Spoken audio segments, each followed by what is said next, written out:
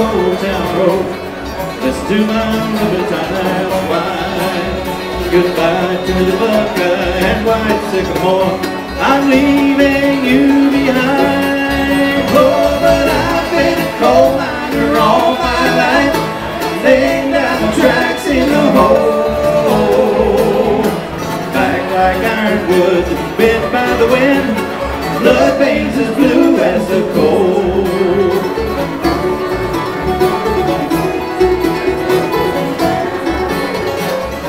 The question that everybody kept asking is, how did y'all do this?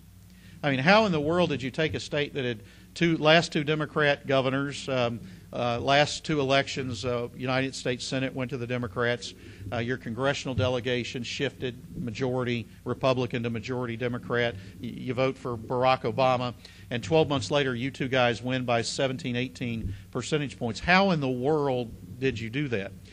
First of all, make no mistake about it, the national political scene has shifted, and it has shifted in our favor. And that is something that benefited us in 2009, and it will benefit you here in West Virginia in 2010. I still remember when we did our first polls in our election last year in January of 2009, on the generic ballot question, if the election were held today, would you vote for a Republican or would you vote for a Democrat? The generic ballot in Virginia in January of 2009, when Barack Obama took office, was +7 Democrat. +7 Democrat. By November, it was +13 Republican. A 20 percentage point change in the generic ballot in 12 months. Now, I'd like to think that we were responsible for all of that. But the truth is that the national political mood has changed greatly over the course of the past 15 or 16 months. Simply put, I think the American people have figured out that the change they got was not the change they were hoping for when they went to the ballot box in November of 2008. But secondly, we ran a good campaign. I mean, I tell you, I'm proud of the campaign that Bob McDonnell and I ran. I lifted up as a blueprint, for anybody, any place in the country to look at. We stood strong for our conservative principles, philosophies, and values. The Republican Party is a conservative party.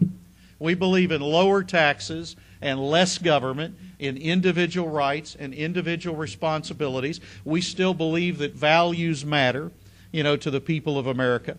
And when Republicans are willing to stand up, we showed this, and talk about the conservative values we believe in, people will vote for us because they share those conservative values. But when we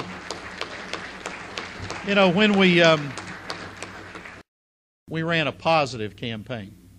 Our opponents ran a bad campaign. We ran a good campaign. They ran a bad campaign. We ran a positive campaign that offered a positive vision for the future of Virginia. Remember why we loved Ronald Reagan? One of the biggest reasons I think people loved Ronald Reagan is because Ronald Reagan made us believe it was morning in America again. He made us feel good about ourselves as Virginians. People are tired of negative campaigns and the candidates who run them. They want candidates who will tell them, you ought to vote for me because of my ideas for making America a better place, not just because my opponent is some sort of a scoundrel. Well, our opponents, if you followed our campaign at all, they thought they could get elected by tearing us down. They found this thesis that Bob McDonnell had written 30 years ago in college that had what they believed were some controversial things in them. And they thought that they could just ride to victory in that election by talking about a 20-year-old, 30-year-old college thesis that Bob McDonnell had written. And the people of Virginia said, we don't care about that stuff. We want to know what you're going to do to get the economy moving again and create jobs and improve education and transportation and health care. The people of Virginia understood, and the people of West Virginia understand, that the challenges facing America today are too big for small campaigns and the candidates who run them.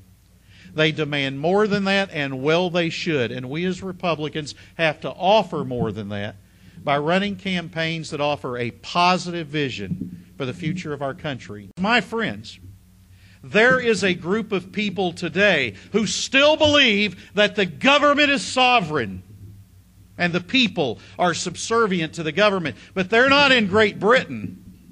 They're not represented by the crown. They're just across the Potomac River in Washington, D.C. And it's up to you and it's up to me to send to them the same message that our forefathers sent 234 years ago. Not in America.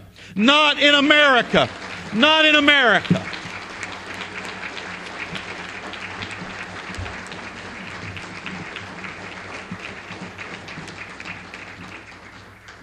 Because in America, we still stand for the proposition that the people are sovereign and the government is subservient to the people. That's what this battle is all about. You know, make no mistake, if we endure 6 more years of what we've seen for the last 15, 16 months, the character of the American nation will forever be changed. And we cannot allow that to happen. So, my friends, I want you to get up every morning. Between now and Election Day in 2010 and between now and Election Day in 2012, I want you to get up every morning.